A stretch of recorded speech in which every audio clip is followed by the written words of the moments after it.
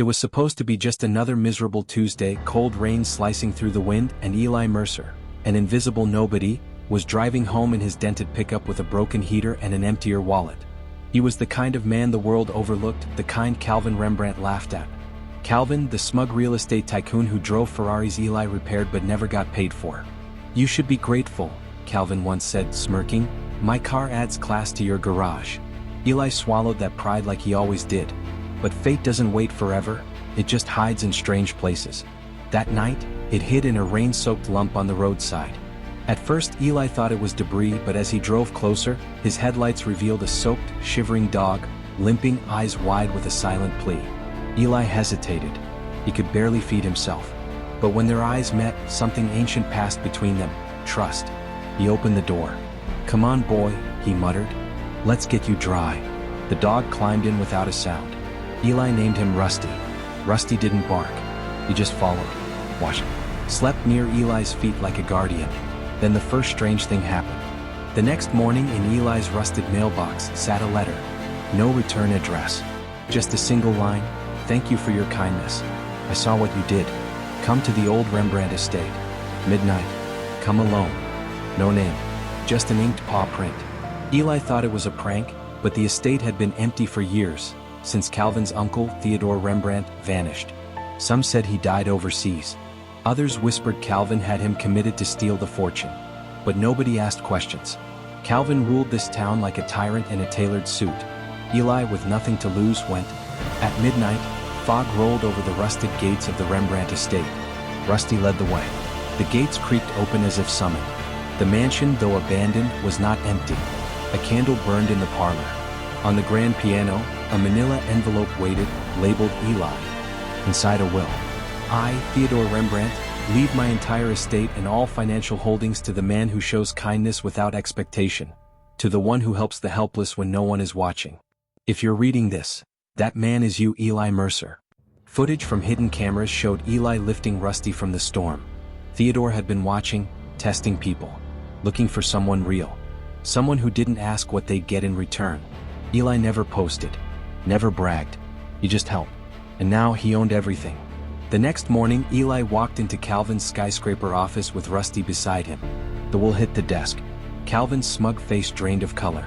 "This is a joke," he stammered. That old man was insane. Eli stared him down. "Legally binding. Already confirmed."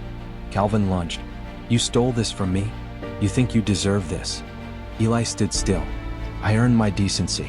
You inherited your arrogance." Calvin's voice cracked with rage. Rusty growled. The guards didn't stop them. Because power, once shifted, has no reverse gear. The estate began to bloom again. Eli refused to touch the money. He fixed up the garden. Started a charity for struggling mechanics. Kept Rusty close. But something wasn't right. He began hearing things: knocks with no visitors, whispers on the wind, phone calls that ended in silence. One night, Rusty snarled at a locked room in the mansion. A room Eli hadn't entered. The key wasn't in the collection. But the next day he found it, taped beneath his bed with Theodore's handwriting: "Only open when you're ready to see the truth." Inside the dusty study, Eli found files. On everyone. Even on himself. One folder: Mercer bloodline, not to be trusted. He opened it. A photo of his father standing beside Calvin, both laughing. And young Eli, barely 5, was crying in the background. His father had worked for Calvin. Taken bribes. Stolen deeds. Theodore had once blacklisted him. Now his son has inherited everything? It didn't make sense. Unless this wasn't about inheritance. It was about redemption. Or worse, a trap. Then came the knock. A woman in a trench coat stood at the gate. "I'm looking for Mr. Mercer," she said. "I represent the true executor of the Rembrandt legacy." Her name was Vivian Hale, from the Red Garden Foundation. She sat in Eli's parlor and said something that chilled him. "Theodore didn't leave you his fortune because he liked you. He left it because he wanted to see if a Mercer could change." She showed him footage of others. People around the world, given tests involving strays, lost children, and desperate strangers. Most failed. Eli was the only one who passed.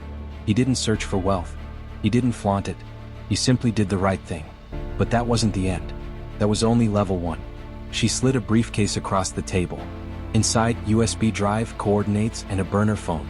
And a message from Theodore: If he chooses to continue, give him the keys to the second gate. If not, let the empire rot. Vivian asked, "Are you ready to learn what your father really did for Calvin?"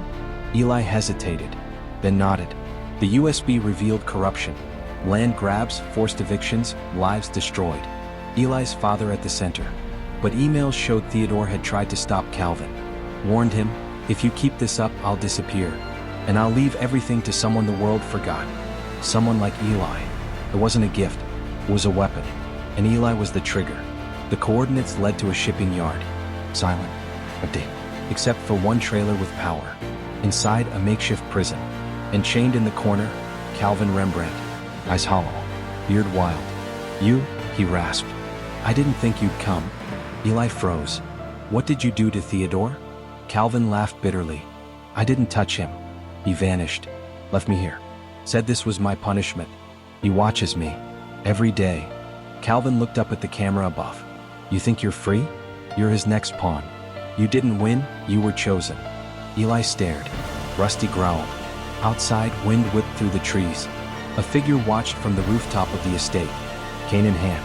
Beard white. Hat shadowing around his eyes. Theodore. Alive. Inside the control room, a screen flickered. A new name highlighted in red. Amira Holden. The words blinked on screen. Phase 2, initiate. Because this wasn't about a dog. Or a will. It was about waking a forgotten world to justice. One stranger at a time. She took the long way home because she needed silence, not knowing that silence was about to speak louder than anything she'd ever heard. The sky was overcast, the city buzzed behind her, and there, beneath a flickering street lamp, sat a little girl alone on a bench clutching a stuffed bunny with tears streaking down her cheeks and no one in sight. Amira Holden slowed her steps, hesitant, exhausted from a grueling 12-hour hospital shift, but when she heard the girl whisper, "They forgot me," something in her broke. Amira sat beside her, heart pounding, instincts kicking in. "What's your name?" she asked. "Lila," the girl answered. Nothing else, no last name, no address, just a small hand gripping the bunny and eyes too old for her age. Calls to the police led to voicemails. Child services had no record. The girl didn't want to sleep, but when she finally did, she curled up on Amira's couch like she'd been there before. The next morning, Amira found an envelope on her welcome mat, plain, sealed with red wax, and a single sentence written in black ink. "You chose kindness, now choose truth." Inside was a photo of Lila standing in front of a massive estate, the Rembrandt estate, the same one she had seen in a newspaper article years ago about a missing billionaire, scrawled beneath it in elegant cursive. She was never lost, she was sent. Across the country, Eli Mercer watched as a red light blinked on a screen inside the control room beneath the Rembrandt mansion. Vivian Hale turned toward him and said, "It's her, she's next. Amira Holden, status, initiated."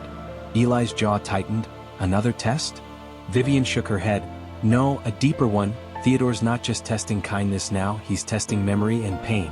That night, Amira heard the landline ring.